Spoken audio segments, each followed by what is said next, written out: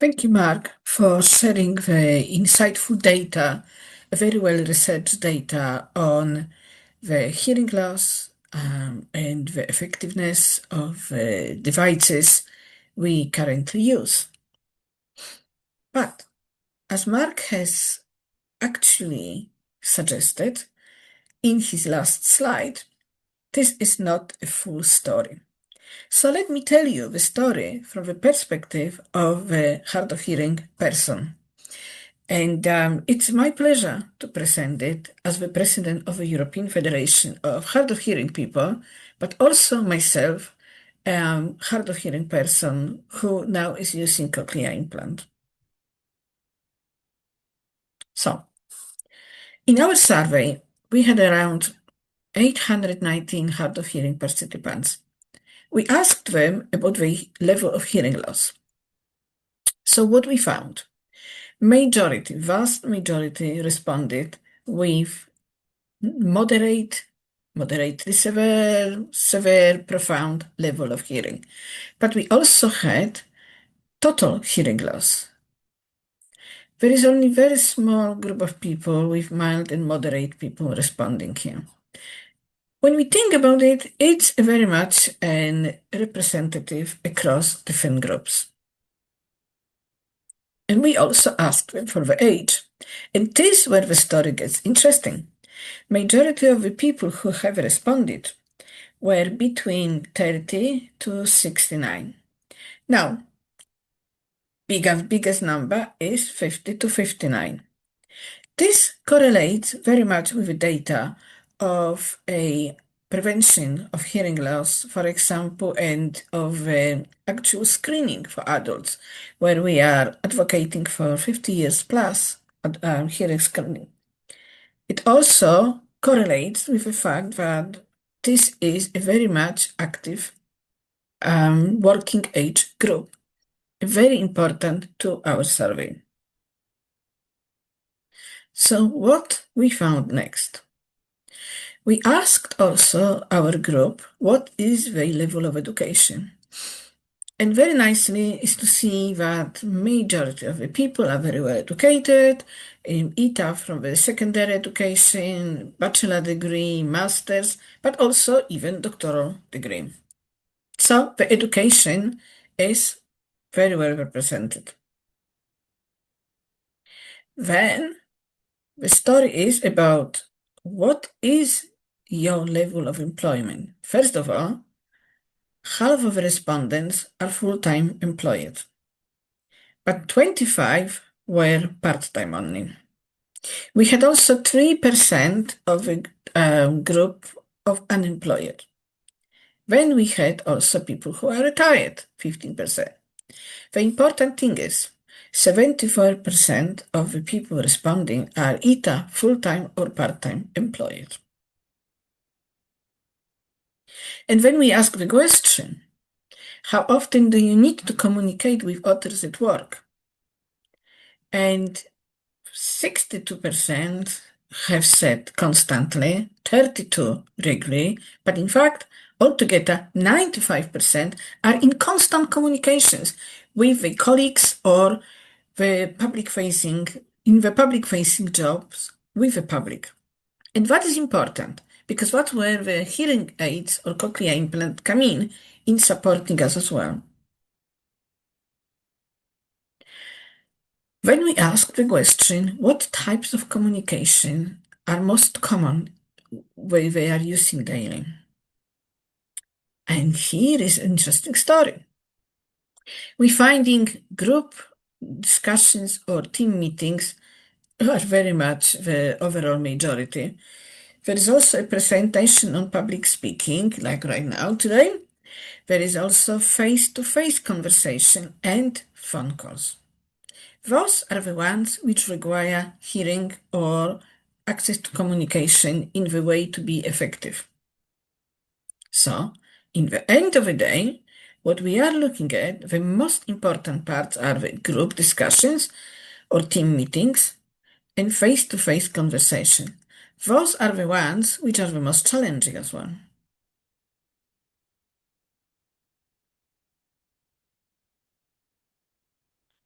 When we asked, in which areas do you experience the most impact of those communications? Then back again, we have received verbal communications with colleagues or clients and participation in meetings or group discussions. That is definitely a most challenging part of daily jobs. But there is also, and let's not overlook this, telephone or video calls with 12% were also a challenge for many people.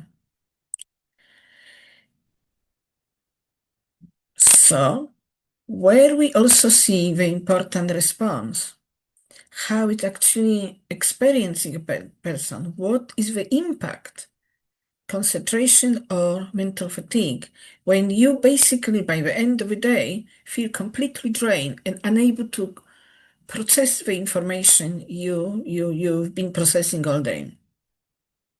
We also see the emotional well-being and stress levels because of that overwhelming fatigue.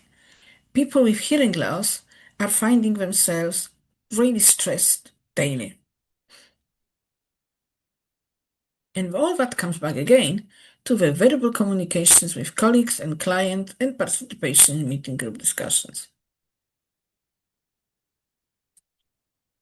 How are the acoustics at work? That is a very good question. Especially if you think about how often you need to communicate with your colleagues or clients. Well, they are definitely quite nice. And those are the challenging areas of work or daily life for people with hearing loss. And unfortunately, the devices we are using today are not always able to help us to filter out all the noise we experience. When we had another question, thinking about difficulties, how much difficulty in different situations we had when we wanted to hear better. For the hearing aid users, they were saying they had a moderate difficulty, but there was also quite a lot of difficulties with nearly 25%. It's a sizable number of people. Then, when we looked at the cochlear implant users, we also asked similar question: how much difficulty in situations how much of the difficulties you had in situations you wanted to hear better? Interestingly enough, they are very much similar. There's nothing one is better than another. It depends on the personal circumstances. But in the end, it just shows that technology is great, it supports us, but we need more than that. The environment is the one which affects us mostly. The very much difficulties of all those two groups are clearly presented and shown. So we had another question. How challenging is or was the communication at work due to your hearing loss? But also, does your hearing loss affect your work performance? And what we have found, in both cases, in both questions, the challenges were there and presented huge difficulties for some, less of a difficulties for others, moderate, slight difficulties for everyone. That tells us that actually our discussion of the previous slide, talking about mental fatigue, the stress, is very much correlated, and their answers are very much following the same pattern. When we asked, very important from perspective of especially European Federation of Hard of Hearing People work in employment of recent years, is regarding the actual overall workplace culture when it comes to hearing loss and feeling included. And the answers here are concerning. Many people have responded that The workplace culture could have some improvement.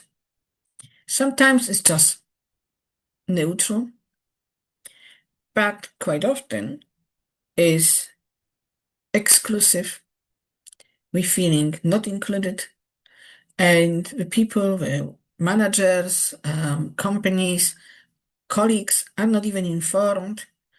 And then it feels really exclusive and feeling alienated. This should be a concert to us all. And this could also explain and tell why we still see a big gap in the employment attainment among people with hearing loss. Then we asked important question. Did you report any negative experiences related to exclusion or discrimination? And it is positive to see that nearly 70% have actually felt empowered enough to report it, to share the concern. It's still concerning that 31% people did not. And let's find out why. So, looking again, keeping our mind on how many people reported the exclusion or discrimination. Well, the question was,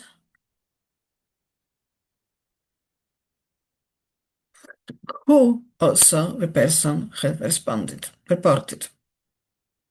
And as part of this follow-up question, we have majority of the people have gone directly to the line manager or supervisor. Many have gone to human resources.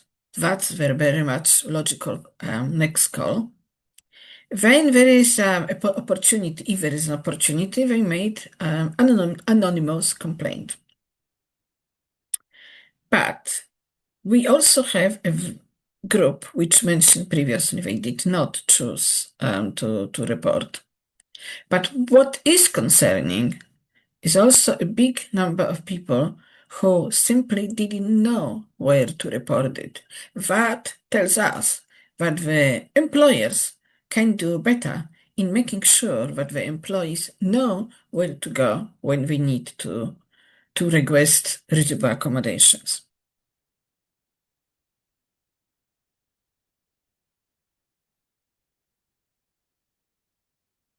So, following up on the continuous question regarding negative experiences and the exclusion or discrimination, we asked what was the outcome if you reported it. Here, we should have a huge concern. The issues were either just acknowledged but not resolved, or no action was taken, or even worse, the person who raised the issue felt retaliation and further exclusion, and few others are actually still waiting for the resolution. So what does that tell us? That actually hard of hearing people feel discriminated, and the discrimination is real. It does exist. This is what our respondents tell us. Now, the important part. Who informed you about the possible support you could receive as a hard of hearing person at workplace? And it's very important because, as we often advocate at European Federation, it's that sometimes it's the issue of what do you know when you don't know. How can you advocate for yourself if you're not fully aware of your rights or what is available, what can be available, what can be provided? So it's very important to be aware of those things. And what we are finding here is majority of the people, 53, have not felt informed at all. And they either researched for information themselves or they were simply not informed by anyone, especially the first point of contact professionals, about the possibilities they can have. And which professionals I am alluding to? Audiologists or hearing care professionals. Those are the first. who are actually meeting a person, especially the one who is newly diagnosed with having a hearing loss, fitted with hearing aids, for example. What I also see that there is a positive thing here, that some of the managers, direct supervisors, did show proactive stance. So that is really good to see that there are some small positive things happening. Let's not just look all negatives. And what types of accommodations are available? So we asked. We have got the assistive listening devices. Some people got flexible work arrangement. Others have received access to captioning, instant messaging, and transcripts.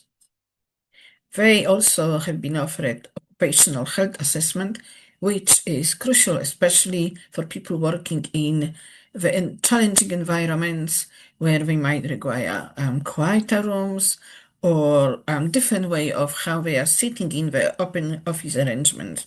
So what kind of workplace adaptations are there? Then the important thing is also often communication training, awareness for colleagues, and all of us things such as visual alert system, especially when it comes to safety at the workplace, then job coaching and support from HR. So all those, some of the people reported that some had, some of not. But let's look at actual real picture what happened next.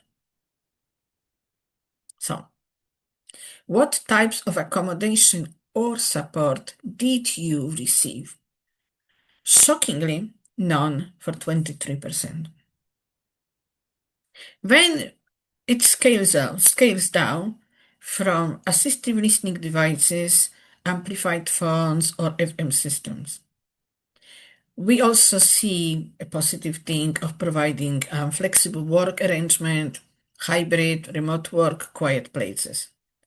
We also see captioning for videos or video calls, that's positive too, and use of messaging and or email instead of phone calls between the office's environment or in just job environment. And that is positive.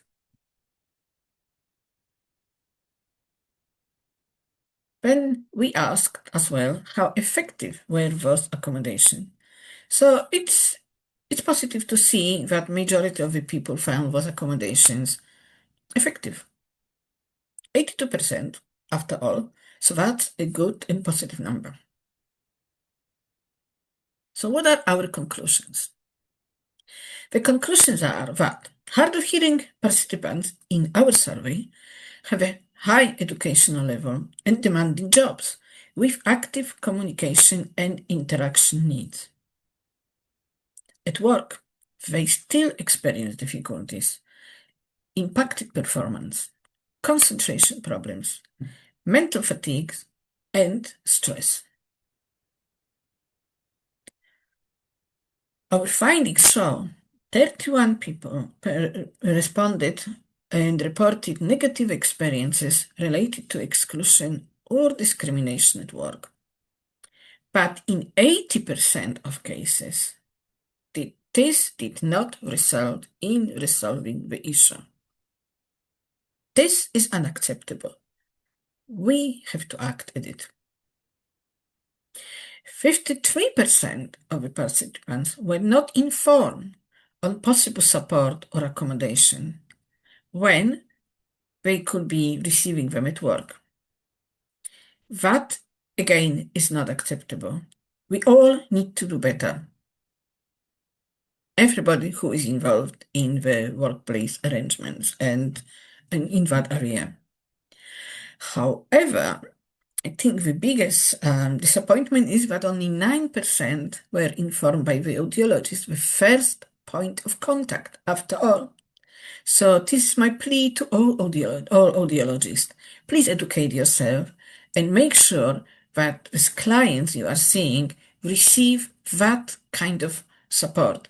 If you don't know something, signpost these persons to the right places or organizations, such as our members. Accommodation, such as assistive listening devices, flexible work arrangement, captioning, instant messaging, transcripts, occupational health assessment, workplace adaptation, and communication trainings are most used. They are effective, and yet still not enough is known and proposed by both employers, audiologists, and other healthcare professionals. We need to change that.